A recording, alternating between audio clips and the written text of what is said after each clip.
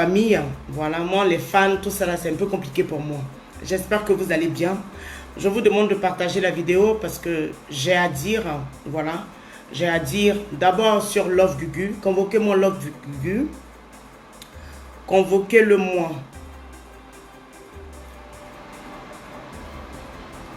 Ah, ok. Convoquez-moi Love Gugu, s'il vous plaît. Je vais commencer par le plus important. Et puis terminer par les bipolaires qui sont sur Facebook, là. Voilà. En tout cas, j'ai un message à lancer à Love Gugu. Love Gugu, aujourd'hui, je ne parle pas en tant que ta fiancée. Je ne parle pas en tant que zéro de Gugu. Aujourd'hui, je te parle en tant que la Gugu Gang. Voilà, en tant que la Gugu Gang, parce que je fais partie, voilà, de la Gugu Gang. Et dans la vie, c'est vrai que si je parle en inbox, ça ne va pas bien rentrer. Voilà, ça ne va pas bien rentrer. Parce que j'ai déjà parlé en inbox, j'ai déjà parlé au téléphone, mais j'ai besoin de te parler là. Voilà, parce que je pense que c'est sur la toile, vraiment, qu'on va se jazzer nous tous. Et puis chacun va prendre, merci beaucoup Adé, chacun va prendre, comment on appelle ça, sa part. Tu sais, Love Gugu, arrivé à un certain moment, il faut que toi-même, tu arrives à connaître ta valeur. Il faut que toi-même, tu arrives à faire la part des choses. Tu sais, toi et moi, ça fait 5 ans et peut-être plus que nous avons combattu. Nous avons été sur Facebook. À la base, c'était pour, voilà, pour parler de nous, c'était pour parler, pour sensibiliser. On était la voix des sans-voix des LGBT. Il y a plein de personnes qui se sont abonnées, qui nous ont demandé en amis. Ce n'était pas forcément les LGBT. Il y avait des femmes mariées.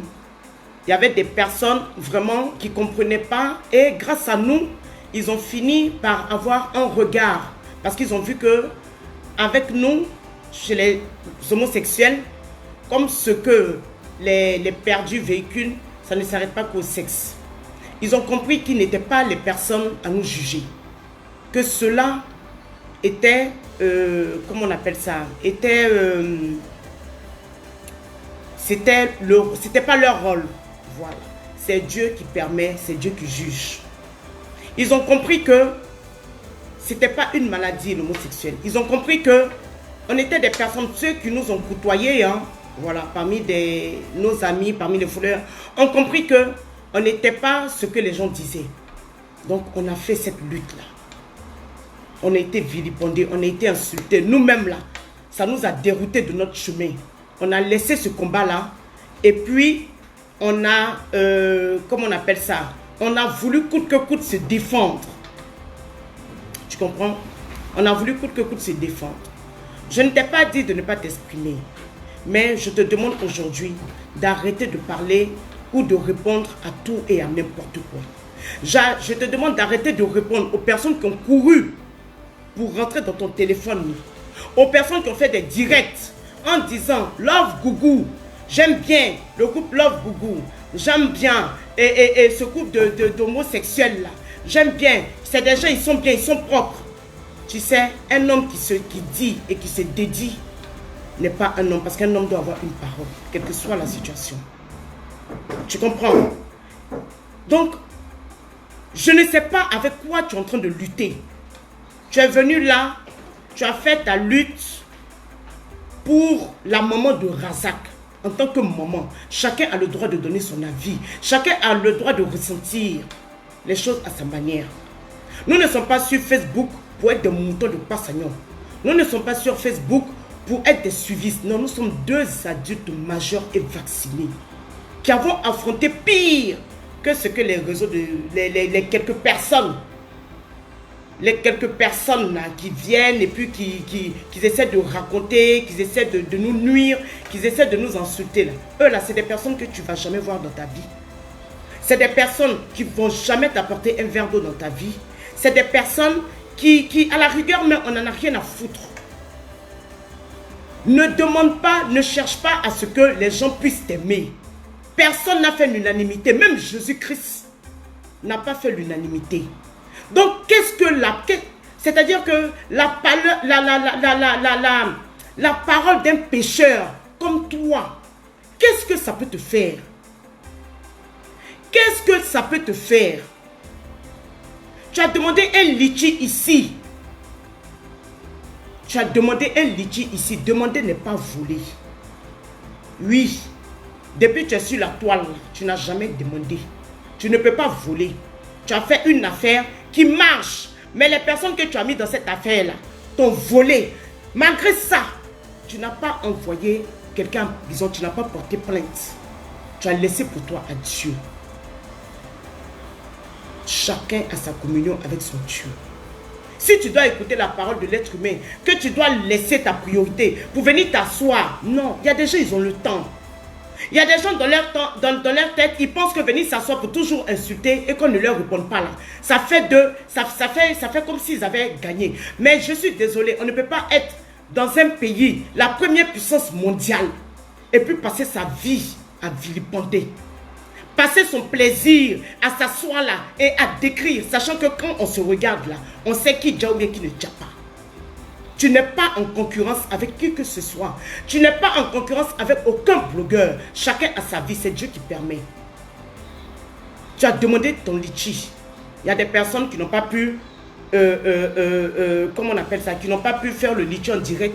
Mais il y a plein de personnes qui sont rentrées, qui t'ont envoyé de l'argent, des mandats de Western Union parce que tu as parlé de ton business et du plaisir, et le plaisir de faire un voyage, d'offrir un voyage à Clara. Ces personnes-là, tu penses qu'ils n'ont pas de problème? Chacun a ses problèmes. Mais ces personnes-là t'ont regardé parce qu'ils t'aiment sincèrement. Mais essaie de faire, c'est-à-dire que dans la vie, là, même quand il y a des personnes même qui se lèvent pour t'aider, quand il y a des personnes même qui sont là, qui, même s'ils ne t'aident pas, qui sont toujours présentes pour toi. Mais si à ceux-là, tu ne regardes pas, tu vas venir te justifier devant des personnes qui n'ont aucune utilité dans ta vie. Des personnes que leurs paroles n'ont aucune, ne vont rien t'enlever, ne vont rien te rajouter. Ne laisse pas, ne perds pas ta bénédiction. Là, c'est le moment de faire, tu vas rentrer, tu vas travailler. C'est pour ça que les gens ont cotisé. C'est le moment de faire partir ton enfant en vacances.